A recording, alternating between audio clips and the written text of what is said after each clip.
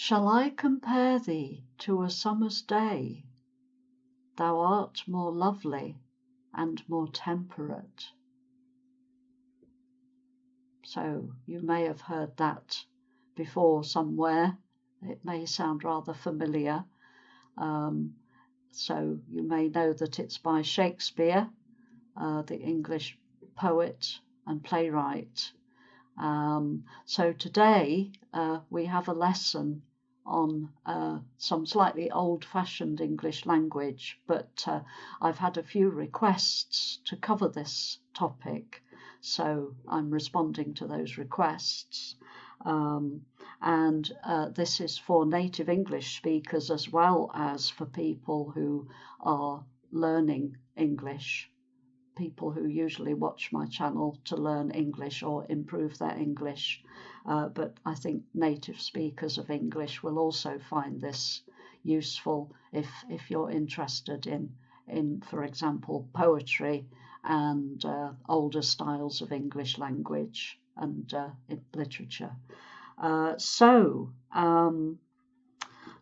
today's lesson then is about what I call the archaic second person singular form, which is thee, thou, thy, and thine, and thyself is another form of it. So these words tend to appear in poetry. Okay, so I'm just going to show you some text here.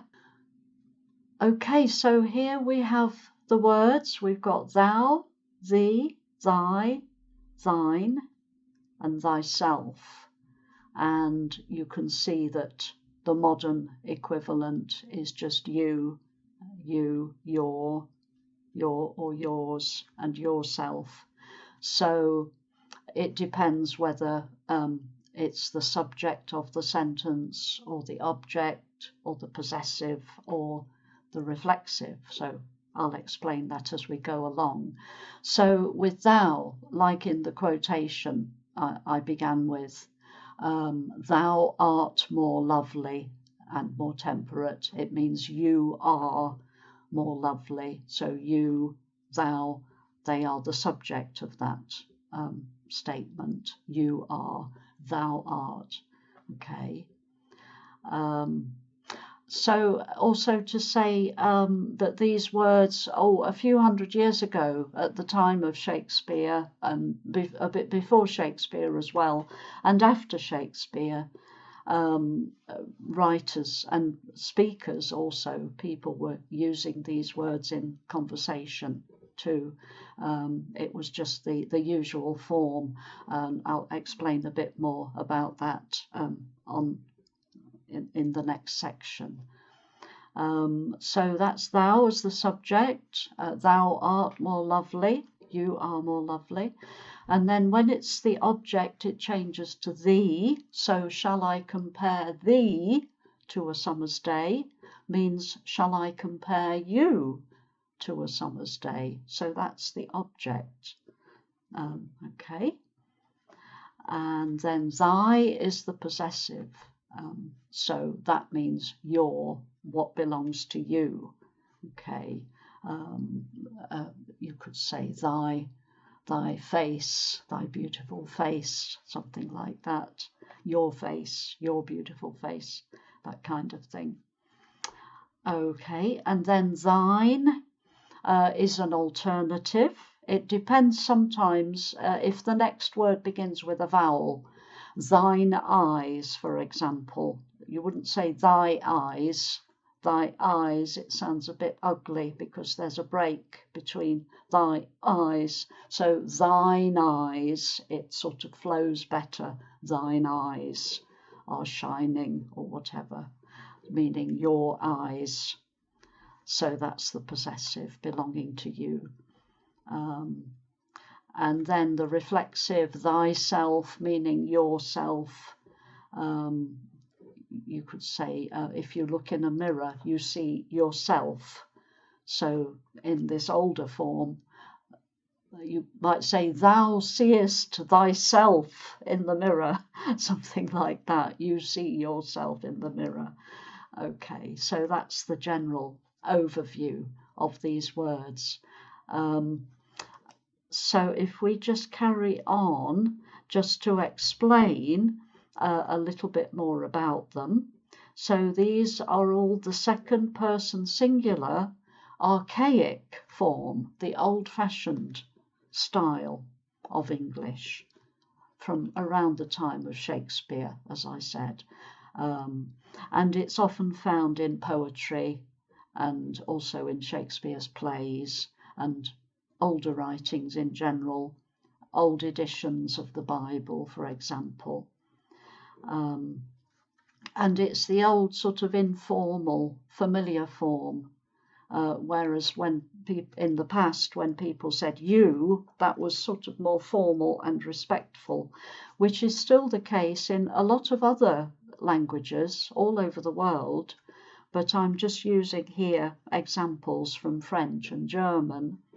In French, tu is the familiar form of you, and du in German is the familiar form of you. So this familiar form, although it's not used in English anymore, or only in poetry or for particular purposes, it's still used in a lot of other languages, French and German, for example. And it's to do with how well you know somebody. If you want to be, if it's a friend or a family member, you might use tu or do. If it's somebody you want to show more respect and you don't know them so well, you're being more formal, you would use a different form in that language. So there we are. So just to move on from there, here we are with some quotations so that you can see how these words are used in particular quotations. So here we have, thou art as wise as thou art beautiful. This is from Shakespeare. If you want to find out where exactly it's from, rather than me telling you, I think you might find it quite a nice bit of research you can do. If you just Google this quotation, I'm sure you will find where it comes from, and it might be quite fun to do that for you, rather than me just tell you where it comes from. You know it's from Shakespeare, but where? Is it from a play? Is it from a poem? Well, I think Google will help you to find out. So thou art, you can see also the verb. In modern English, we would say you are as wise as you are beautiful. But the verb also usually changes, that goes with thou. And I'll explain a little bit more about that later on in the video. Okay. And then here's another Shakespeare quotation. I pray thee, gentle mortal, sing again. So I pray you, or I beg you, I ask you, please sing again, because I like your singing. So please, I pray you, I pray thee, sing again. That sounded nice. So please sing again. So, okay. And then this sounds very similar to what I was quoting at the beginning. I wonder if it comes from the same poem, perhaps. Summer is mentioned again. Shall I compare thee to a summer's day? So this line says, but thy eternal summer shall not fade. So this is the possessive now, but your eternal summer shall not fade. Okay, so thy eternal summer. I just wonder why it's not thine eternal summer, because it doesn't fit the rule I mentioned earlier. But then Shakespeare did what he felt like. So It sounds okay to me, thy eternal summer. Okay, and then we have another poet here, John Donne, and in something he wrote, which again you can find if you Google it. My face, thine eye, thine in mine appears. So this does follow that rule. He's saying thine eye, not thy eye. Thy eye sounds a bit odd. So what he's saying is these two people who are looking at each other, they can see their own reflection in the other person's eye, like in a mirror. So he says, my face in thine eye, and my face in your eye, and your face in my eye. We can see each other reflected in each other's eyes, like in a mirror. That's what he's saying in that poem. My face in thine eye, thine in mine appears. Okay. Then we have a Greek philosopher, Plato. So this is obviously a translation into English. So do thine own work and know thyself. So do your own work and know yourself. So I suppose that means just do your own thing and understand yourself through what you do. It's part of your identity. So again, we've got that rule, thine own work, not thy own work. Whoever translated it chose to use that form, thine own. Okay, then we have some Shakespeare again. Hamlet, well, that gives you a big clue as where it comes from, if you've heard of a play called Hamlet. So Hamlet, thou hast thy father much offended. Hamlet, you have your father much offended, meaning Hamlet, you have offended your father very much. The word order is a bit strange because it's poetic. But thou hast, you can see again, hast, the verb ending changes. It's not have, you have, thou hast. So as I say, I'll explain that later on. Okay, so Hamlet has offended his father, or rather, I think, not his real father, but his stepfather or his uncle. He's both, really, but for various complicated reasons, which I won't go into. So here's our quotation that we started with. Shall I compare thee to a summer's day? Thou art more lovely and more temperate. So thee, and you are, thou art. We've got the different verb ending again. Okay, and then we have Shelley, who was quite a bit later than Shakespeare, sort of early 19th century. But then poets did tend to keep using thee and thou a lot more, because it kind of goes with the poetic style.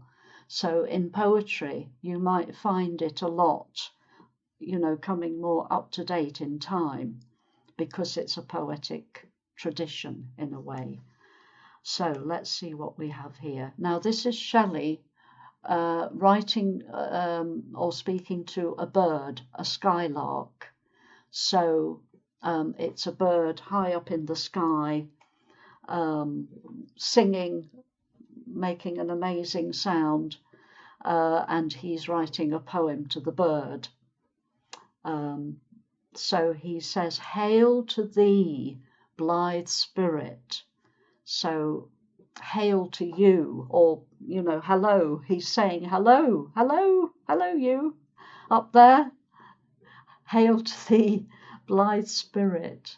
Blithe means happy, happy spirit, because the bird is flying around, singing, sounding very happy.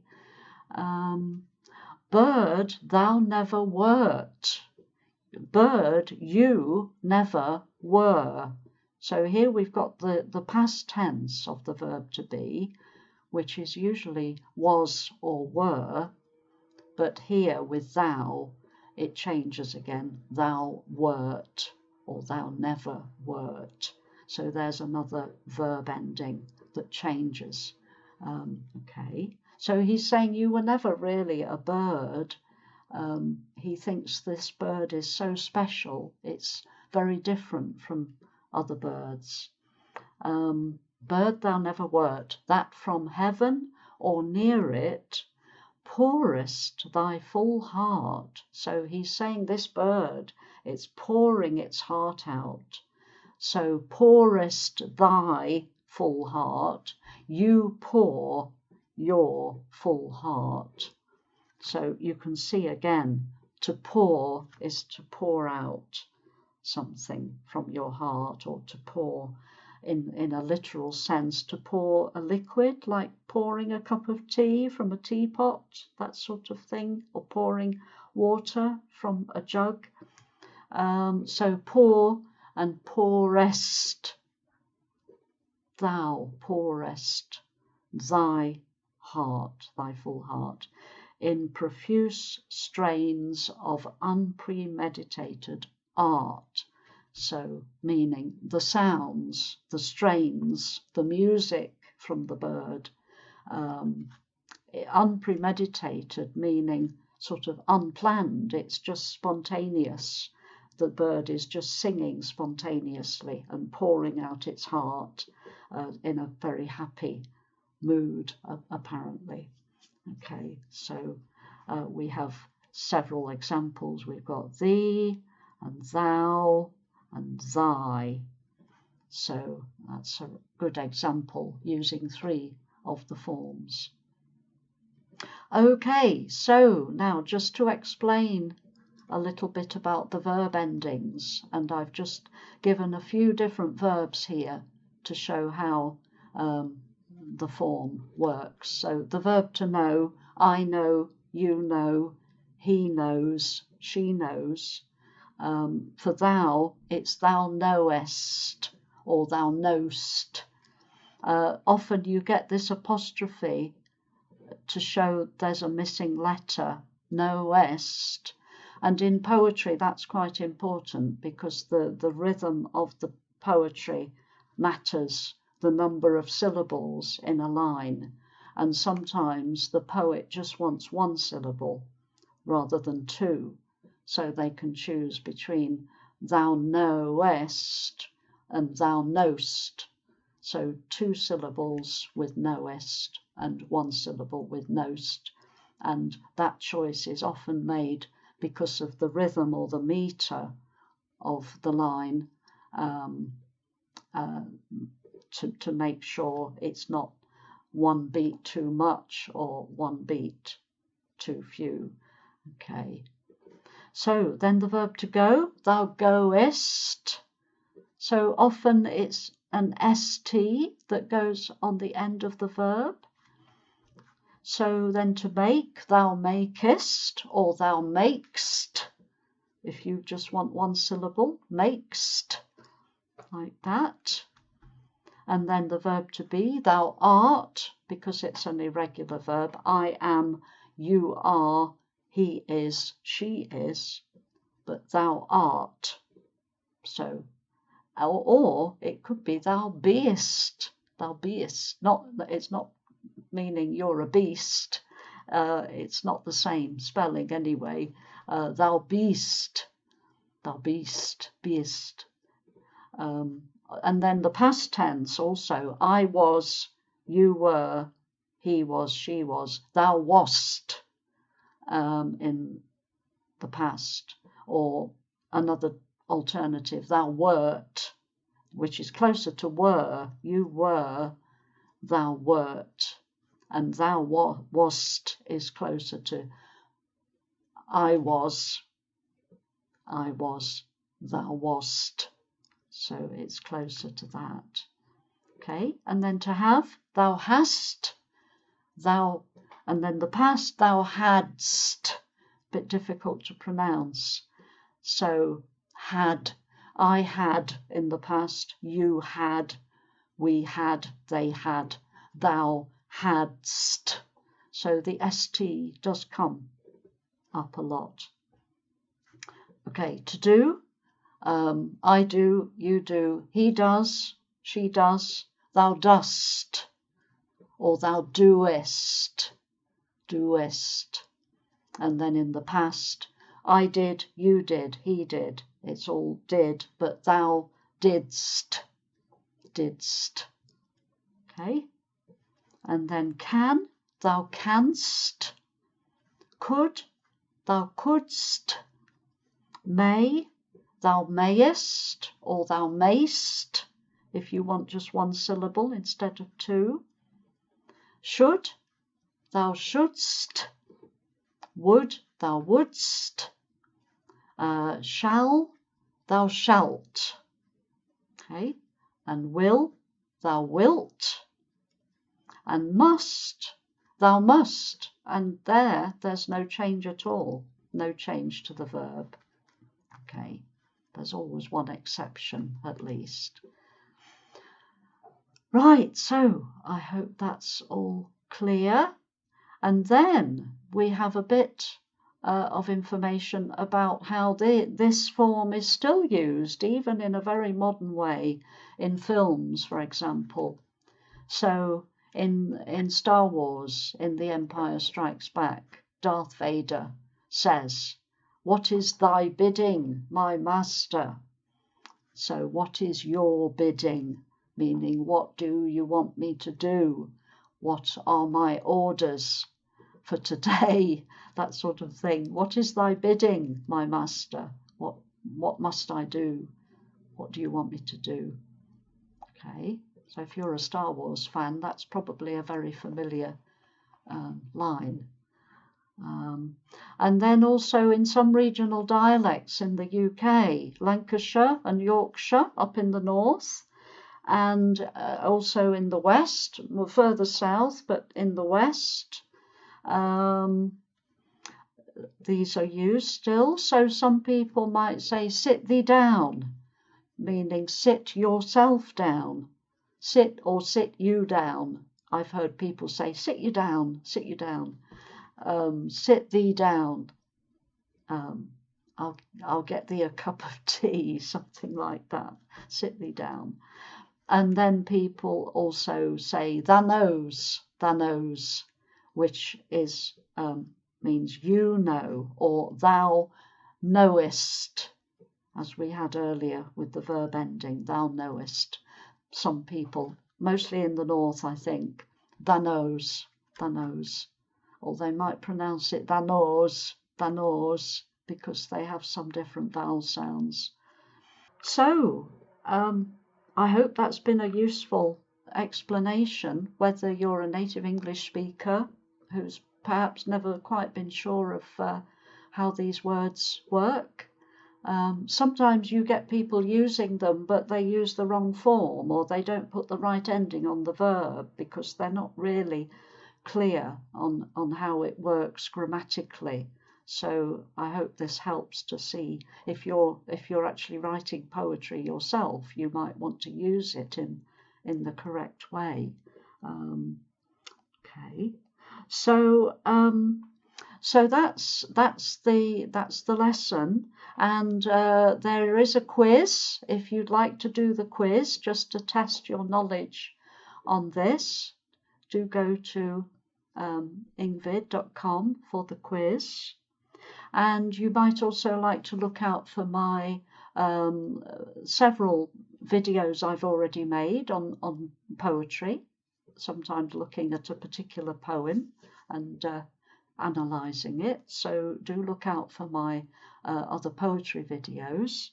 And so that's it, really. So I will see thee again soon, I hope.